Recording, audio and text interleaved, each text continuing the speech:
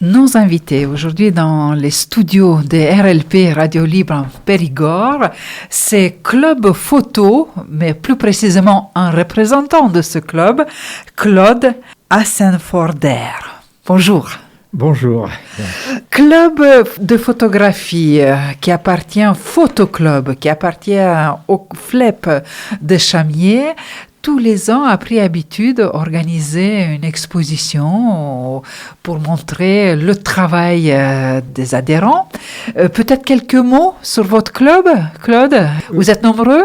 Alors, actuellement, nous sommes 15 à peu près. C'est vrai que le club existe depuis, je pense, plus de 30 ans. Personnellement, j'y suis rentré en 2008 et je suis donc membre de ce club où nous essayons, disons, de participer, d'apprendre à faire des meilleures photos possibles, de les travailler comme il faut.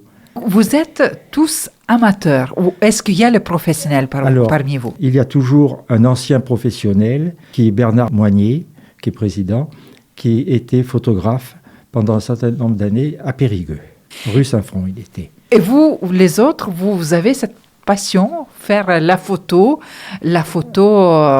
numérique, argentique? Comment vous travaillez? Alors, le club, dans le temps, était argentique, bien sûr, avant l'arrivée du numérique. Il y a toujours le laboratoire qui existe, mais qui ne tourne plus, quoi. L'activité, c'est vraiment maintenant numérique, puisque les boîtiers ont des performances qui sont quand même extraordinaires aujourd'hui. Et les logiciels photo avec lesquels on travaille, comme Photoshop, Lightroom, RC, et qui évoluent très bien, permettent de faire un travail plus rapide que ce qui se faisait du temps de l'argentique. Quand on dit travailler les photos, c'est pas pour essayer de modifier la prise de vue. Le principal étant de faire la meilleure photo possible à la prise de vue. Mais après, il peut y avoir besoin de recadrage, il peut y avoir besoin d'améliorer, parce que quelques petits détails dans les lumières, si on prend en sous-exposé, en surexposé, comment est pris, parce que c'est pas toujours évident. Et là, les logiciels aujourd'hui permettent de retoucher. Mais dans le temps, les grands professionnels de la photo, les grands noms, retravaillaient les négatifs à la lame de rasoir, après l'agrandisseur, avec les teintes, ça se faisait de tout temps. Même les grands noms de la photographie travaillaient les photos. Maintenant, les technologies actuelles permettent d'aller plus vite et faire vraiment la perfection. On peut faire en même pas 10 minutes, des fois 5 minutes, ce qu'un photographe faisait pendant 6 ou 7 heures dans la chambre noire. Qu'est-ce que vous apporte ce club? Ça transmettait les informations, vous échangez, vous montrez vos travaux, voilà. Voilà. Disons qu'on a tourné vraiment vers le numérique, et pour cela, avec l'aide du FLEP, on a pu avoir un nouveau système informatique à la hauteur de la puissance que demandent les logiciels aujourd'hui. On a également un écran de 65 pouces qui permet d'agrandir pour pouvoir voir le travail. Et alors, on a mis en place depuis quelques années un système.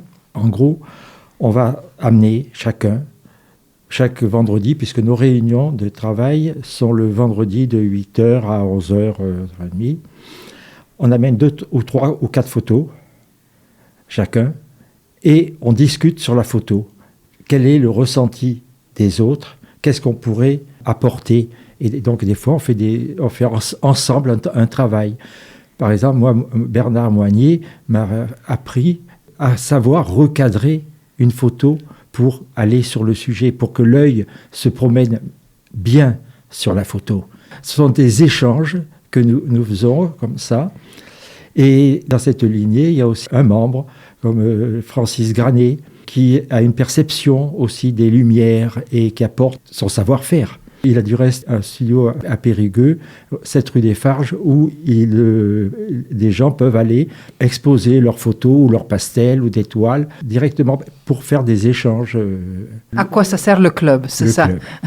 Et là, exposition que vous êtes en train, aujourd'hui quand on enregistre cette émission, vous êtes en train de l'accrocher. Donc ça, c'est le travail de toute l'année ou... Oui, alors, de ce que l'on a présenté, on va choisir chacun une série de photos que l'on va présenter.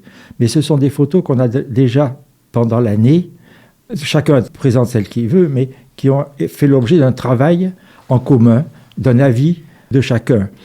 Et pour cela, on avait pris depuis quelques années une ligne avec le concours de la mairie demandé, c'est d'exposer pendant 15 jours un thème et 15 jours suivants un autre thème.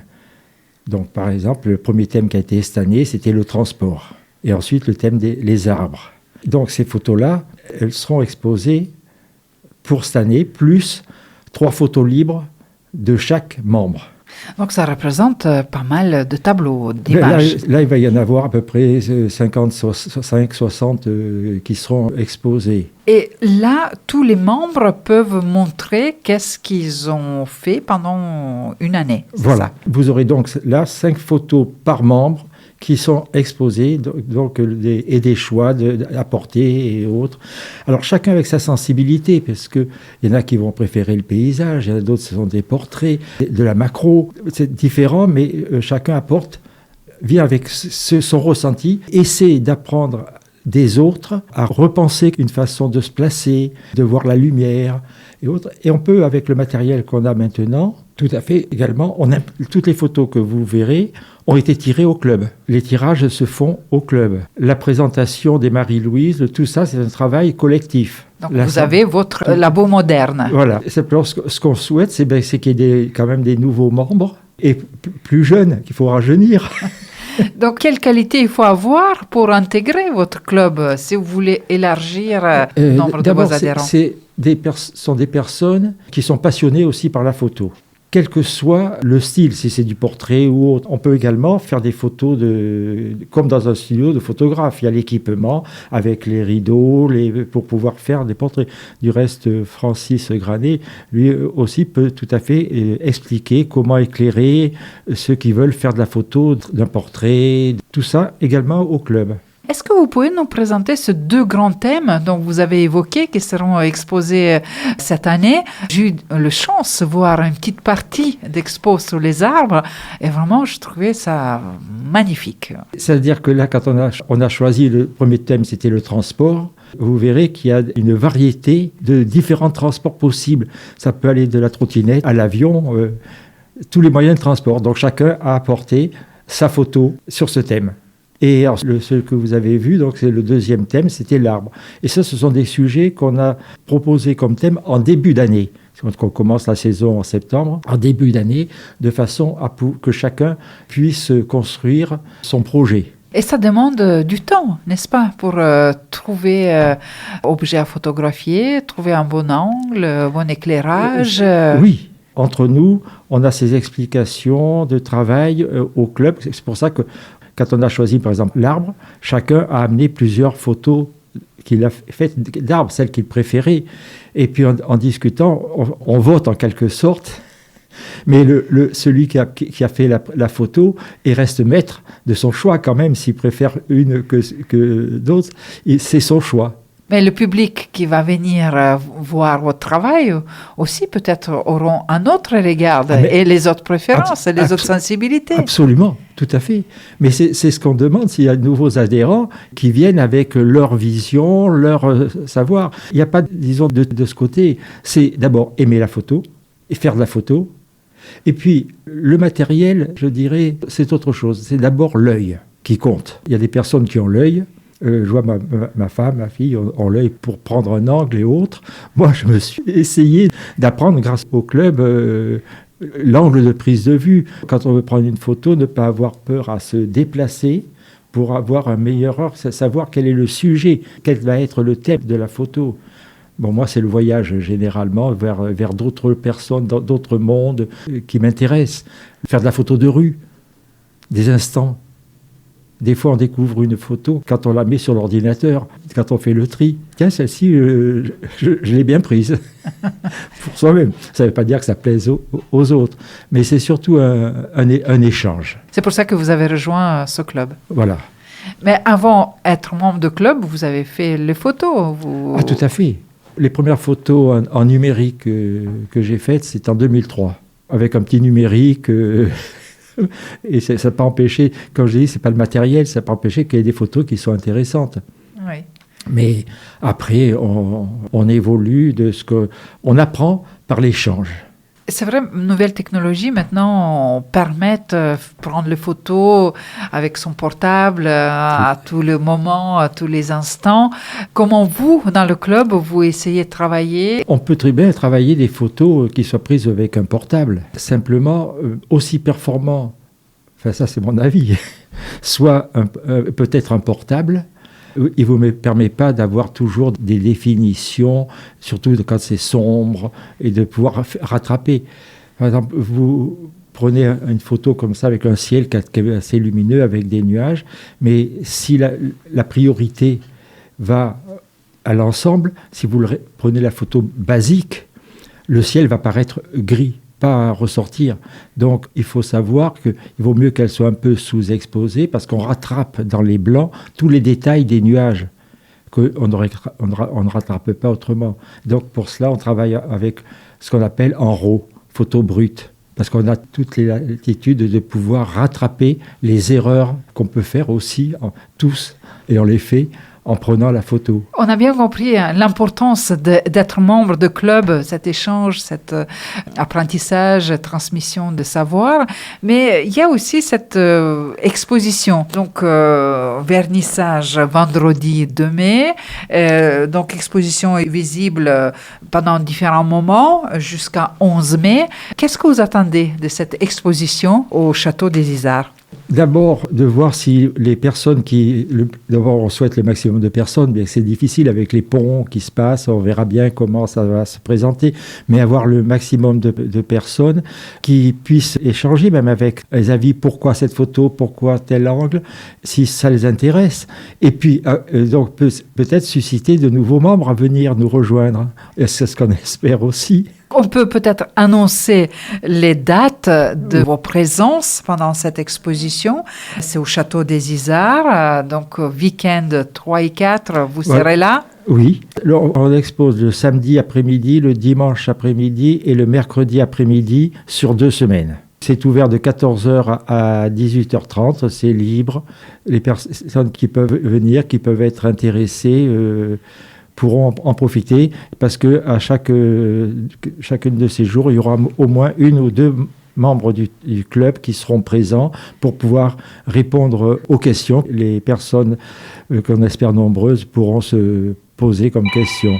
Et quel futur vous voyez avec Photoclub du FLEP de Chamiers? Disons que nous sommes actuellement 15. À une époque, avant le Covid, on était plutôt 20-25.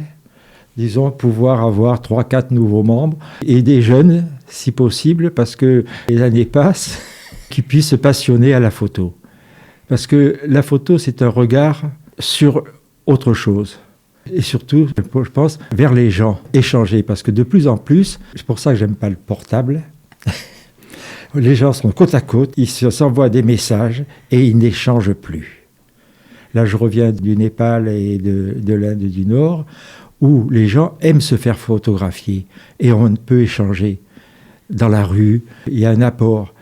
Alors des fois, on me dit, tu es toujours avec ton appareil photo, tu ne vois pas ce qu'il y a autour de toi. Mais ce n'est pas vrai. C'est comme quand vous allez dans la forêt pour chercher les champignons, vous avez quelque chose, mais vous regardez au loin, puis votre regard va chercher. Moi, on peut me demander, telle photo, où est-ce que je l'ai prise? Parce que j'ai enregistré. Avant de prendre une photo, on regarde. À travers l'objectif peut-être, ou des fois à côté, mais c'est aller vers autre chose et saisir l'instant et la personne. Bien sûr, quand on veut photographier quelqu'un, on demande l'autorisation. C'est tout à fait normal, parce qu'il y a des endroits dans le monde où on ne peut pas, mais ça donne une approche. Moi, je me souviens d'un arrêt en Inde à une station d'essence, et il y avait toute une famille indienne, ils étaient une quinzaine. On a parlé un peu, puis j'ai demandé si je pouvais prendre des photos. Et j'ai pris quelques photos. Et au moment où on repartait, il y a une jeune fille qui doit avoir une quinzaine d'années, qui me demande si elle pouvait prendre en photo la photo que j'avais faite de son père avec sa sœur dans ses bras. J'ai remontré la photo avec son portable, elle a pris la photo que j'avais prise, elle voulait le souvenir de cette photo. Mais ce sont des échanges qui sont extraordinaires.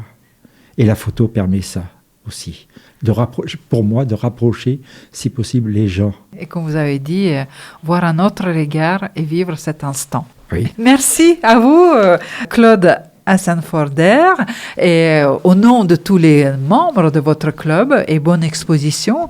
Merci. Pendant ce week-end avec plein de ponts, à partir de 3 jusqu'à 11 mai, plutôt dans les après-midi. Et vous êtes les bienvenus. Merci. Et bonne continuation à votre club. Merci à vous. Merci.